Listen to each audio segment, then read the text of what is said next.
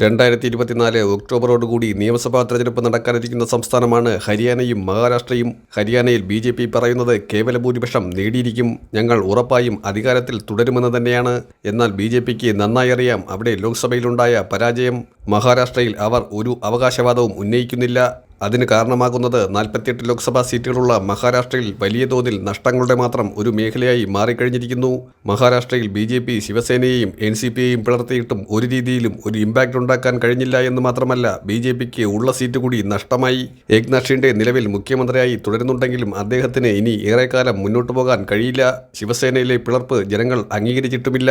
ജനങ്ങൾ ഇപ്പോഴും ഉദ്ധവ് താക്കറെയുടെ ശിവസേനയെ തന്നെയാണ് യഥാർത്ഥ പാർട്ടിയായി അംഗീകരിച്ചിരിക്കുന്നത്. അതുമാത്രമല്ല, NCPയിലെ ശരത് പവാറിനെ അവരുടെ നേതാവായി എന്നും അവർ ഉൾക്കൊള്ളുന്നുണ്ട്. അതുകൊണ്ട് തന്നെ അജിത് പവാറിനെ ഒരു രീതിയിലും മുന്നോട്ട് നയിക്കാനുള്ള ചുമതല ജനങ്ങൾ ഏൽപ്പിച്ചിട്ടില്ല. പാർട്ടിയും പതാകയും അതുപോലെ തന്നെ എല്ലാ രീതിയിലുള്ള അധികാരവും കോടതി വഴി നേടിയെടുത്തു എന്ന് അഹങ്കരിക്കുന്ന അജിത് പവാറിന് വാസ്തവത്തിൽ നഷ്ടങ്ങളാണ് ഈ ലോക്സഭാ തെരഞ്ഞെടുപ്പ് കൊണ്ട് ഉണ്ടായത്. അത് ഷിൻഡെ തിരിച്ചറിഞ്ഞിരിക്കുന്നു. പാർട്ടി വളർന്നു എന്ന് കരുതി ജനങ്ങൾ ഒരിക്കലും അജിത് പവാറിന്റെ പക്ഷത്ത് നിൽക്കില്ല. യഥാർത്ഥ ജനകീയ നേതാവ് NCPയെ സംബന്ധിച്ചിടത്തോളം ഇപ്പോഴും 83 വയസ്സുകാരനായ ശരത് പവാർ തന്നെയാണെന്ന് വ്യക്തമായി കഴിഞ്ഞിരിക്കുന്നു. അതുകൊണ്ട് തന്നെ മഹാരാഷ്ട്രയുടെ കാര്യം BJPക്ക് ഇനി ചിന്തിക്കാനേ വയ്യാത്ത അവസ്ഥയാണ്. ഹരിയാനയെങ്കിലും തെരഞ്ഞെടുപ്പിൽ ഭേദപ്പെട്ട പ്രകടനം കാഴ്ചവെച്ച് നിലനിർത്താൻ കഴിയുമോ എന്നുള്ള രീതിയിലാണ് BJP നേതൃത്വം ചിന്തിക്കുന്നത്. എന്നാൽ ഈ രണ്ടു സംസ്ഥാനങ്ങളിലും ഇന്ത്യ സഖ്യം അധികാരത്തിലേക്ക് വരുമെന്ന ആത്മവിശ്വാസവുമായാണ് നേതൃത്വം ഇറങ്ങിയിരിക്കുന്നത്.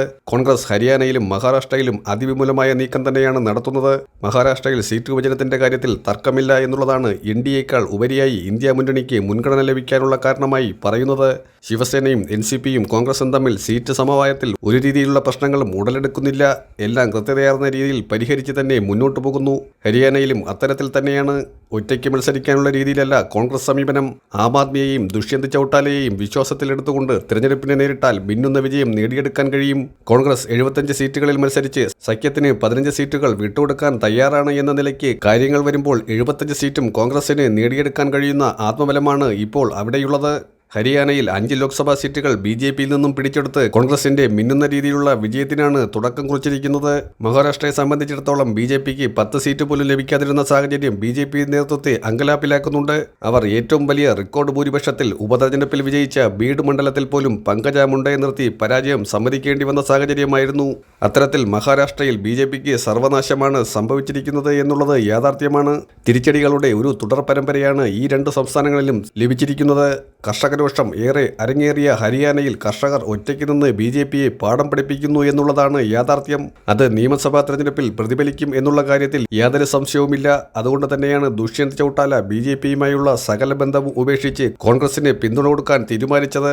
മഹാരാഷ്ട്രയിലും ഹരിയാനയിലും അധികാരത്തിലേക്കെത്തിയാൽ രാജ്യസഭയിൽ വീണ്ടും BJPക്ക് വലിയ നഷ്ടമുണ്ടാകുമെന്നുള്ളത് BJPയെ ഉറക്കം കെടുത്തുന്ന ഒന്നാണ്.